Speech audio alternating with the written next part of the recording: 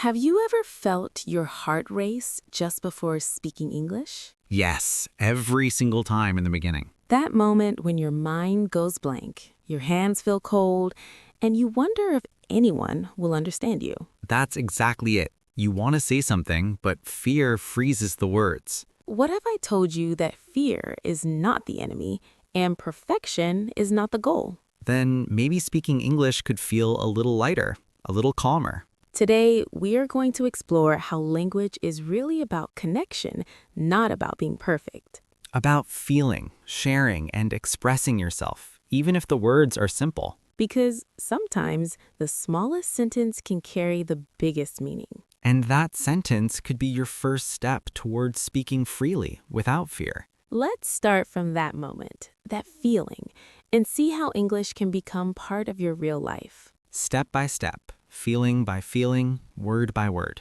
Today, I want to talk about something simple but deep. Language is about connection, not perfection. That sounds very true. Many people forget that. Yes, people often feel pressured to be perfect when they speak English. I see that a lot. They worry about mistakes. And that worry creates fear inside. That makes sense. Fear blocks the voice. Exactly. When someone feels fear, the words hide. I understand. I felt that many times myself. Can you share one small example from your life? Sure. When I first spoke English at work, my hands felt cold. Cold hands. That is very common. My heart was fast. My head was empty. And what were you afraid of?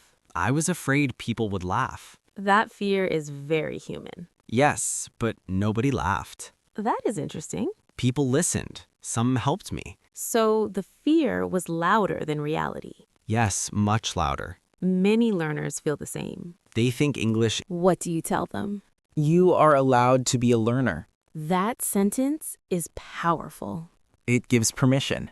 Permission creates space. Space creates calm. Calm helps words come out. Even broken words are okay. Broken words still carry meaning. Yes, meaning matters more than form. When someone understands you, connection happens. And connection builds confidence. Confidence grows slowly. Like a plant. You need water, not pressure. Gentle practice is water. Daily small talks. Talking to a shopkeeper. Asking simple questions. Saying how you feel. Feelings are a good topic. Because feelings are real. And everyone understands feelings. Even with simple English. For example, saying, I feel nervous today. That sentence is honest. And people respond kindly. Most of the time, yes. Kind responses reduce fear. Fear disappears little by little. Not all at once. And that is okay. Learning is not fast. It is human speed. I like that phrase. Human speed is slow and gentle. When learners accept that, they relax. Relaxed minds remember more. Memory needs calm. Stress blocks memory. So perfection actually hurts learning. That is true. Making mistakes helps learning. Mistakes show effort. Effort deserves respect. I respect anyone who tries. Me too. Even one sentence a day matters. One sentence builds courage. Courage builds voice. Voice builds identity. Identity in a new language feels special. It feels like meeting a new part of yourself. Sometimes that part feels shy. Sometimes quiet. Sometimes brave. All are okay. Language allows those parts to speak. That is beautiful. Thank you. Many learners say, I'm bad at English. I hear that often. I want to change that sentence. To what? I'm learning English. That feels lighter. Words change feelings. Feelings change behavior. Behavior changes results. So language changes life. Yeah, not perfection. Exactly. When you speak English now, how do you feel? More calm. What changed? I stopped trying to impress. That's important. I started trying to connect. And people felt that. Yes, they leaned in. Leaning in shows interest. Interest feels good. It encourages more speaking. A positive circle. not a fear circle. Learners need that positive circle. They can create it themselves. With kind self-talk. Like saying, it's okay to be slow. Or, my English is enough for today. Today is key. Focus on today, not forever. Forever feels scary. Today feels manageable. One conversation. One feeling shared. One honest sentence. That is real language. Real language touches emotions. And emotions stay in memory. So emotional language is powerful for learning. Very powerful. Talking about daily feelings. Tired, happy, confused, hopeful. These words are simple. But very human. When learners use them, they feel alive in English. Alive is the right word. Not frozen. Not silent. Silence often comes from fear. Or past bad experiences. Like being corrected too hard. Or being laughed at once. One moment can stay for years. That's very common. Healing that moment takes kindness. From teachers. From listeners. And from the learner to themselves. Self-kindness is often missing. Yes, people are strict with themselves. Stricter than any teacher. That inner voice needs to soften. Language learning is emotional work, not just mental work. When learners accept that, they feel relief. Relief opens space again. Space for curiosity. Curiosity is gentle. Curiosity asks, not judges. Like asking, how can I say this simply? Not, why am I so bad? That question hurts. It closes the heart. We want open hearts in language. Because connection starts there. I love that image. Me too. Language should feel like water, not a wall. Walls stop people. Water moves gently. Around fear. Around mistakes. And keeps flowing. That flow is what we want. Yes. For anyone listening and learning. Especially adults. Adults carry more fear. And more responsibility. Children are allowed to make mistakes. Adults forget they are allowed to. I want adults to hear that. You are allowed to sound like a learner. That sentence again feels important. It changes posture inside. Less tension in the shoulders. More breath in the chest. Breath helps voice. Voice helps presence. Presence helps connection. We keep coming back to connection. Because that is the heart of language. Not rules. Rules help later. Connection comes first. When connection exists, learning follows. Naturally. Not forced. When learners feel calm, they ask more questions. Questions show engagement. Engagement brings growth. Growth feels good. Feeling good motivates practice. Motivation that comes from inside lasts longer. Much longer than fear-based motivation. Fear-based learning fades. Gentle learning stays. This is why emotional safety matters. In classrooms. In conversations. Even in self-study. The way you talk to yourself. That voice is always there. It should be friendly. Like a patient friend. Saying, take your time. I'm listening. Your words matter. When learners hear that inside, they speak more. And when they speak more, they connect more. And English becomes part of life. Not a separate, scary thing. Just another way to be human. That thought feels calming. Calm is a good place to learn. Always.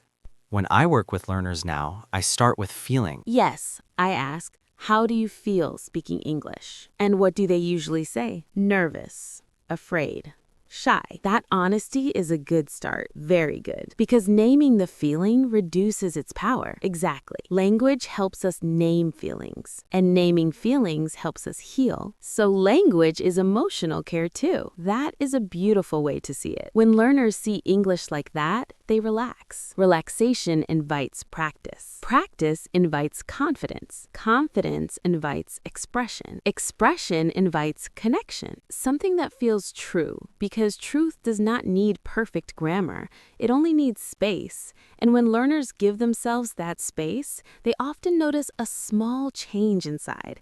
A softer feeling, a little less pressure, and that softness makes it easier to speak again, even after a pause, even after forgetting a word, because forgetting a word is not failure. It is just part of thinking in a new language, and thinking takes time, and time is something learners are allowed to take, even if others are waiting, even if the silence feels uncomfortable at first, because that silence is not empty. It is full of effort, full of courage, full of the mind working quietly to find the next sound, the next word, the next simple sentence that wants to come out. Yes, and when learners understand that silence is thinking, not weakness, they stop feeling ashamed of it. They stop rushing, and rushing is what often makes the voice shake more, the words mix up more, and the fear come back stronger.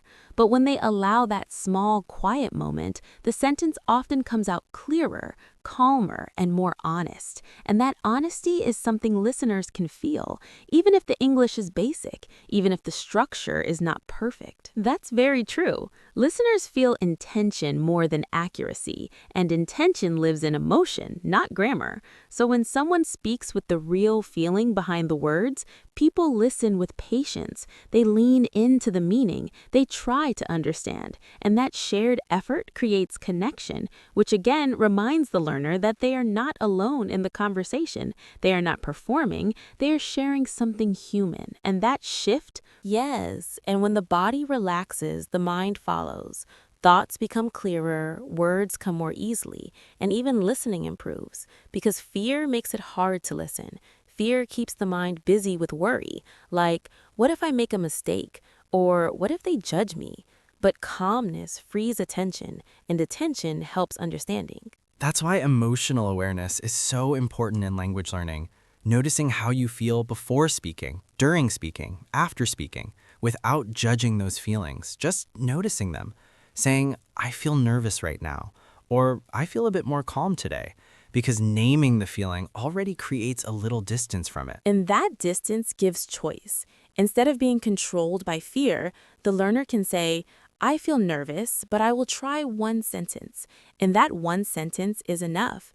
It is already an act of courage. And courage does not always look loud or confident. Sometimes courage is very quiet, very simple, just opening the mouth and letting a few words come out. Quiet courage is very real, and many learners live in that space without realizing how strong they already are, because they show up again and again, even when their voice feels small, even when their mind says, maybe stay silent.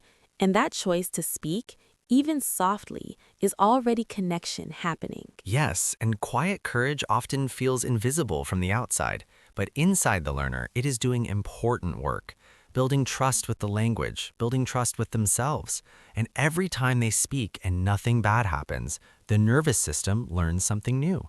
It learns that speaking is not dangerous. That learning happens slowly, through repetition, through many normal conversations, not big moments, not perfect speeches, just everyday English, asking for help, sharing a thought, explaining a feeling. And those small moments teach the body that it is safe to stay present. And staying present is key, because fear pulls the mind into the future, into imagined problems, imagined judgment. But presence keeps the learner right here, with the person in front of them, with the sentence they are trying to say now, not the one they think they should say. That's when English feels like that, learners stop asking, am I correct? And start noticing, am I being understood? And that shift changes the emotional experience completely. Being understood feels calming. It settles something inside. And once a learner tastes that feeling, even once, It becomes easier to try again because the goal is no longer perfection. It is that feeling of shared meaning. Shared meaning is such a gentle goal. It does not rush you, it does not judge you. It just asks you to stay open, to keep expressing, to keep allowing the language to come out as it is today, not as you wish it would be in the future. In today's language is always enough to start, because tomorrow's language grows from today's attempts, from today's courage, from today's imperfect sentences that still carry real emotion and real intention. When learners understand that growth comes from expression, not silence, they begin to see speaking as care for themselves, not something scary, not something to avoid, but something that slowly builds confidence from the inside. And that confidence feels different. It is not loud, it is not forced. It is calm, it is steady. It is the confidence that says, I can take my time. I can ask for help. I can try again. And that kind of confidence supports the learner in every conversation they enter. Especially in emotional conversations, when they want to express feelings like stress, hope, frustration, or excitement, because those moments matter, and having language for them, even simple language, helps the learner feel more whole, more present in their own life. Language becomes a tool for emotional expression, not just communication. And that is when English stops feeling like a subject and starts feeling like part of the learner's identity. That identity grows slowly, sentence by sentence, feeling by feeling, and it does not need to be rushed, because identity forms through experience, through many small moments of speaking and being heard. And as those moments collect, the learner may notice one day that the fear is quieter, not gone, but softer, easier to manage, easier to sit with while still speaking. And even when fear shows up again, because it sometimes does, the learner knows now that fear does not mean stop. It just means slow down, breathe, use simple words, stay connected, and let the sentence come out in its own time, even if it comes out slowly, even if it comes out differently than planned, because what matters is that the voice is still moving, still expressing, still reaching out for connection, and that reaching is where language continues to grow, right in the middle of the moment, right as the thought is still forming and the feeling is still present, and the speaker is still finding the next words to say.